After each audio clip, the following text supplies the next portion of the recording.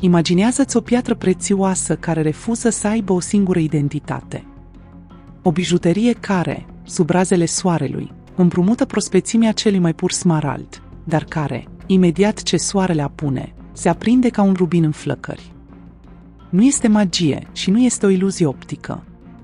Este cel mai fascinant capriciu al naturii, alexandritul, care este smarald ziua și rubin noaptea.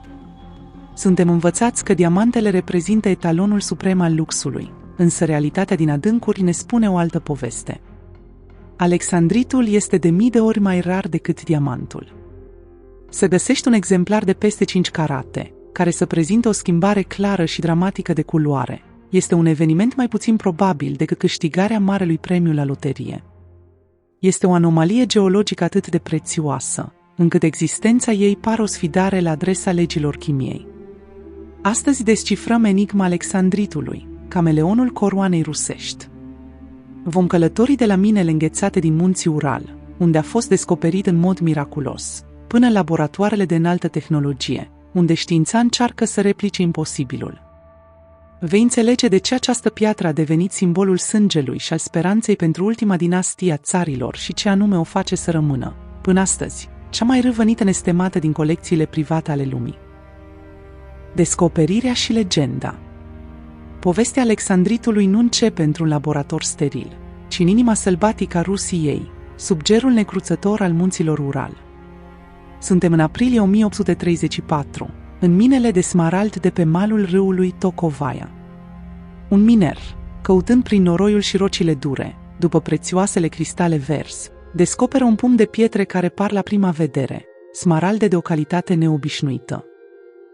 Dar, odată cu lăsarea serii, în lumina slabă a focurilor de tabără, minerii observă ceva ce le sfidează logica. Pietrele verzi, recoltate cu câteva ore în urmă, strălucesc acum într-un roșu purpuriu, de parcă ar fi absorbit sângele pământului.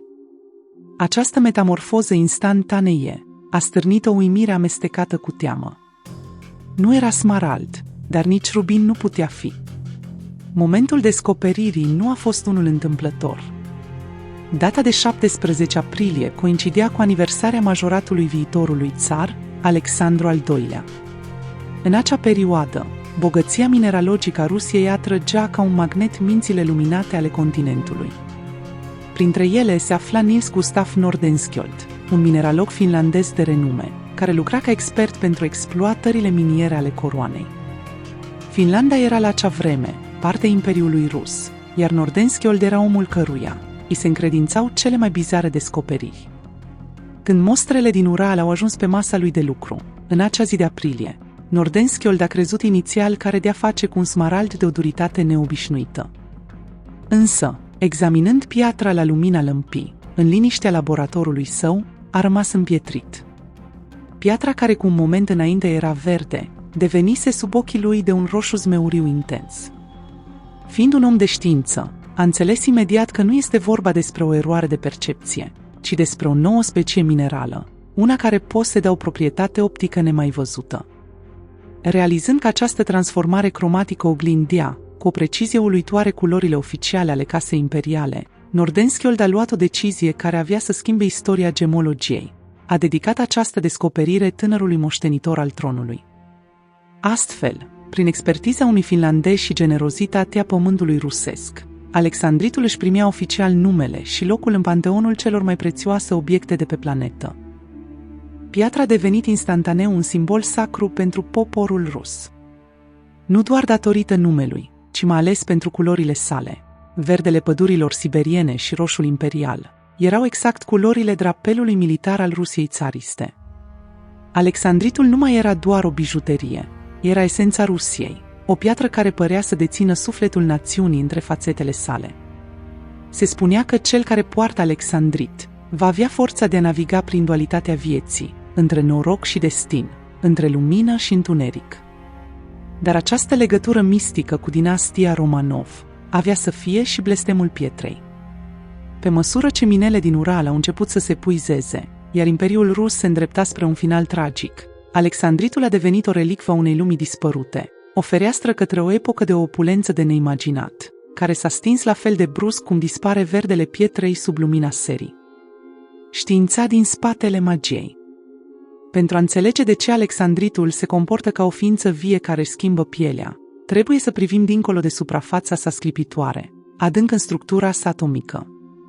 Știința ne spune că alexandritul este o varietate rară a unui mineral numit crisoberil, o combinație de beriliu și aluminiu. Însă, în forma sa pură, crisoberilul este transparent și lipsit de spectacol. Magia apare doar atunci când natura intervine cu o eroare microscopică, dar genială. În timpul procesului de cristalizare, în rețeaua mineralului se strecoară un intrus, cromul. Aceleași particule de crom sunt responsabile pentru verdele crud al smaraldului și pentru roșul aprins al rubinului. Dar în alexandrit, cromul este așezat într-o configurație atât de precară și de specială, încât piatra se află într-un echilibru cromatic perfect între cele două culori. Acesta este celebrul efect alexandrit, un fenomen care transformă piatra într-un filtru de lumină inteligent. Totul ține de modul în care acest mineral interacționează cu spectrul vizibil. Lumina soarelui, sau lumina naturală, este bogată în tonuri de albastru și verde. Structura chimică a alexandritului absoarbe majoritatea culorilor, dar lasă verdele să treacă cu ușurință, motiv pentru care, sub cerul liber, piatra pare o bucată din pădurea siberiană. Însă, odată ce intrăm într-o încăpere luminată de o lampă incandescentă sau de flacăra unei lumânări, datele problemei se schimbă radical. Lumina artificială este saturată de tonuri de roșu și portocaliu.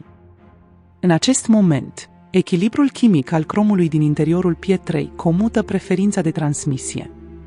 Piatra încetează să mai reflecte verdele și începe să proiecteze un roșu purpuriu intens. Practic, alexandritul nu își schimbă compoziția, ci ne păcălește percepția prin modul în care gestionează energia luminoasă. Deși există și alte minerale rare, precum sultanitul sau anumite varietăți de granate, care posedă capacitatea de a-și schimba nuanțele, alexandritul rămâne etalonul suprem de neatins. Ceea ce îl separă de restul lumii minerale este contrastul său violent. Trecerea de la un verde albastru rece la un roșu zmeuriu cald este atât de netă, încât pare o sfidare a realității. Este o coincidență geologică atât de fragilă, încât este nevoie de condiții de presiune și temperatură aproape imposibil de replicat pentru ca acest echilibru vizual să fie atât de autoritar. Nu este singura piatră care se joacă cu lumina, dar este, fără îndoială, maestrul incontestabil al acestui spectacol optic. De la minele țarului la vitrinele din New York. Pe măsură ce secolul al XIX-lea se apropia de sfârșit, rezervele de alexandrit din munții Ural au început să scadă, transformând piatra într-o raritate aproape mitică. Însă, exact când sursa rusească părea să se stingă, fascinația pentru acest cameleon a traversat oceanul, ajungând pe masa de lucru a celui mai influent expert în pietre prețioase al Americii, George Frederick Kunz. Kunz, legendarul mineralog șef al casei Tiffany & Co., era un vizionar care înțelegea că luxul nu stă doar în strălucire, ci în poveste și raritate. El a intuit imediat potențialul enorm al alexandritului pe piața americană, aflată în plină ascensiune în așa numita epocă de aur. Kunz nu s-a mulțumit doar să admire piatra de la distanță. El a călătorit personal în Rusia pentru a securiza cele mai bune exemplare rămase, cumpărând stocuri masive pe care le-a adus în atelierele din Manhattan. Sub influența lui Kunz, Tiffany & Co. a început să integreze alexandritul în bijuterii de o eleganță desăvârșită, promovându-le drept piatra cunoscătorilor. Nu mai era doar un simbol al naționalismului rus, ci devenise accesoriul suprem pentru aristocrația New Yorkului și pentru elitele victoriene. Tiffany a reușit să creeze o cerere atât de mare, încât alexandritul a început să fie văzut ca un rival direct al diamantului și safirului în ierarhia prestigiului. Această perioadă a marcat transformarea alexandritului dintr-o curiozitate geologică locală într-o monedă de schimb a luxului internațional. Datorită marketingului vizionar al casei Tiffany, posesia unui alexandrit a devenit dovada supremă de rafinament și bogăție. Într-o epocă în care iluminatul electric începea să înlocuiască lumânările în saloanele de bal, abilitatea pietrei de a-și schimba culoarea sub noile becuri incandescente a devenit un subiect de conversație fascinant la orice recepție de înaltă clasă. Astfel, prin parteneriatul tacit dintre minele rusești și geniul comercial al lui Kunz, Alexandritul a trecut peste declinul imperiului care l-a descoperit, asigurându-și nemurirea în vitrinele strălucitoare din New York. Goana după sângele Uralilor. Gloria Alexandritului rusesc a fost pe cât de intensă, pe atât de scurtă. Până la începutul secolului al XX-lea, minele din munții Ural, care hrăniseră timp de decenii obsesia țarilor, au fost declarate oficial epuizate. Ceea ce rămăsese în urmă era doar legenda sângelui Uralilor, iar lumea gemologiei a intrat într-o lungă perioadă de secetă, în care exemplarele autentice apăreau doar la licitațiile marilor familii nobiliare. Timp de aproape 80 de ani, Alexandritul a fost considerat o specie pe cale de dispariție, până când noi zăcăminte au început să iasă la lumină în colțuri îndepărtate ale globului. Prima mare sursă modernă a fost Sri Lanka. Aici, Alexandritul este extras din aluviuni, însă pietrele din Ceylon tind să fie mai mari decât cele rusești, dar cu un compromis vizibil. Schimbarea culorii este adesea mai puțin dramatică, trecând de la un verde măsâniu la un maroniu roșcat. Adevărata renaștere a avut loc însă în 1987 în Brazilia, la mina Hematita. Descoperirea de aici a declanșat o nouă goană după pietre prețioase, producând exemplare cu o claritate excepțională și o schimbare de culoare care rivaliza în sfârșit cu cele din vechile mine imperiale. Ulterior, Tanzania și Madagascar s-au alăturat hărții, oferind pietre cu nuanțe de albastru verzui neon, adăugând o nouă dimensiune cromatică acestei familii exclusiviste. Totuși, în ciuda acestor noi surse, Alexandritul rusesc rămâne standardul de aur și cea mai scumpă variantă de pe piață. Motivul nu este doar istoric, ci pur fizic, contrastul. În timp ce pietrele moderne pot trece de la un verde albastru la un violet șters, exemplarele rusești clasice prezintă cea mai pură tranziție vizibilă, un verde smarald viu, sub lumina zilei, și un roșu zmeuriu, sau purpuriu sângeriu, sub lumina incandescentă. Această saturație perfectă și echilibrul ideal între cele două culori fac ca un alexandrit de numai un carat, extras din Ural, să valoreze de câteva ori mai mult decât o piatră de dimensiuni duble din Brazilia sau Tanzania. Este diferența dintre o replică reușită și originalul care a scris istorie. Goana modernă după alexandrit nu mai este doar despre găsirea pietrei, ci despre căutarea acelei sclipiri rusești pierdute, care a rămas, până astăzi, măsura perfecțiunii în universul gemelor. Valoarea sa și piața de lux. Dacă lumea diamantelor regula de aur este reprezentată de cei 4C, în universul alexandritului ierarhia valorii este dominată de un singur factor absolut, procentul de schimbare a culorii. Hai să ne reamintim ce înseamnă criteriul celor 4C.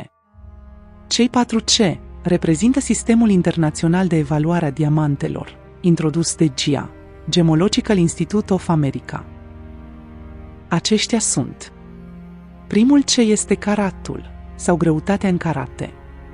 Se referă la masa pietrei. Un carat este echivalentul la 0,2 grame. Al doilea C este culoarea.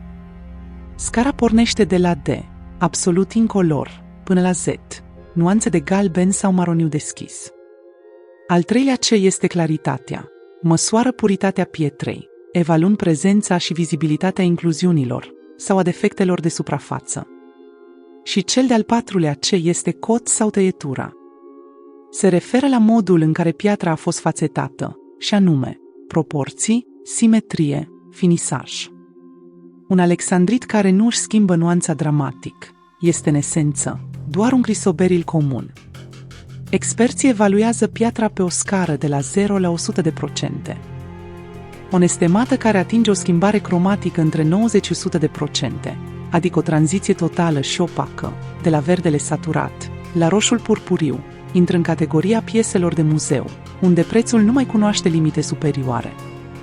Claritatea joacă de asemenea un rol crucial, însă spre deosebire de diamante, unde orice incluziune este penalizată sever. În cazul alexandritului, natura este ceva mai iertătoare.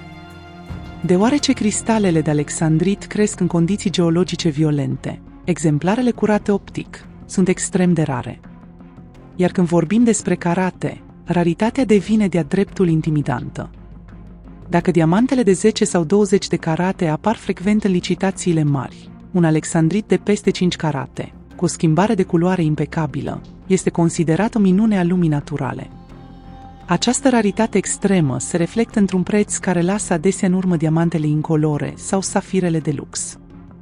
În timp ce un diamant de înaltă calitate poate costa $10.000 per carat, un alexandrit rusesc sau brazilian de top poate depăși pragul de $70.000 sau chiar $100.000 per carat. Este, probabil, piatra cu cel mai mare preț raportat la dimensiune, tocmai pentru că oferta globală este infimă, în comparație cu cererea colecționarilor. Însă, unde există o valoare uriașă, apar și încercările de a replica natura. Piața este inundată de alexandrit de laborator, creat prin metode sofisticate, precum procesul Czoralski sau metoda fluxului. Spre deosebire de imitațiile ieftine din sticlă sau corindon sintetic, alexandritul creat prin metoda Czoralski, care presupune tragerea unui cristal dintr-un amestec topit, are aceeași structură chimică și aceleași proprietăți optice ca piatra naturală. Cum le deosebim? Paradoxal, perfecțiunea este cea care îl trădează pe impostor. Un alexandrit de laborator va fi adesea prea curat, fără amprentele geologice pe care milioanele de ani le lasă în inima pietrei naturale. Sub microscop, pietrele sintetice pot prezenta linii de creștere curbe, inexistente în natură. Pentru un ochi neavizat, ele par identice, dar pentru colecționar, diferența dintre magia pământului și precizia laboratorului valorează o avere. Alexandritul este mai mult decât o bijuterie. Misticismul pietrei. Povestea alexandritului nu se termină însă la cifrele din licitații sau la formulele chimice din laborator. Dincolo de valoarea sa materială, această nestemată a purtat întotdeauna o aură de misticism, care a fascinat generații întregi. În tradițiile ezoterice, alexandritul este considerat piatra echilibrului suprem. Se spune că dualitatea sa cromatică oglindește dualitatea naturii umane, verdele pentru rațiune, calm și creștere, iar roșul pentru pasiune, emoție și forță vitală. Pentru cei care cred în energiile pământului, alexandritul nu este doar un ornament, ci un talisman al supraviețuirii. Este piatra care îi amintește purtătorului că centrul său trebuie să rămână neschimbat, chiar dacă lumea exterioară își schimbă culorile. Această capacitate de a armoniza contrariile a făcut ca alexandritul să fie privit ca un ghid spiritual pentru momentele de transformare, oferind claritate atunci când logica se ciocnește cu sentimentul. La finalul acestei incursiuni prin istorie, știință și lux, alexandritul rămâne mai mult decât o simplă curiozitate geologică. El este metafora perfectă pentru adaptabilitate și perspectivă. Ne învață că realitatea nu este niciodată unilaterală și că frumusețea depinde, de cele mai multe ori, de lumina în care alegem să privim lucrurile. Fie că îl privești ca pe smaraldul zilei sau ca pe rubinul nopții, alexandritul ne reamintește că raritatea adevărată nu vine din strălucirea constantă, ci din curajul de a ne schimba, rămânând în esență aceeași. În fața acestei pietre, nu suntem doar martori unui spectacol optic, ci martori unei lecții despre reziliență, scrisă chiar de natură, în urmă cu milioane de ani, în adâncurile întunecate ale pământului. Dacă ai ajuns până aici, înseamnă că și tu simți că frumusețea lumii nu se află la suprafață, ci în detaliile care cer timp, atenție și dorința de a învăța. Trăim într-o lume pusă pe goană, un ritm amețitor care de multe ori ne privează de valorile reale și de profunzimea cunoașterii. Acest canal este locul unde putem încetini pasul. Este spațiul în care putem descoperi cele mai fascinante mistere ale pământului, de la pietrele care au schimbat destinele imperiilor, până la fenomenele care sfidează logica umană. Mai avem multe povești de spus, multe nestemate de explorat și multe secrete geologice care își așteaptă rândul să fie dezvăluite. Dacă vrei să facem împreună această călătorie spre esența lucrurilor, te invit să te abonezi și să activezi notificările.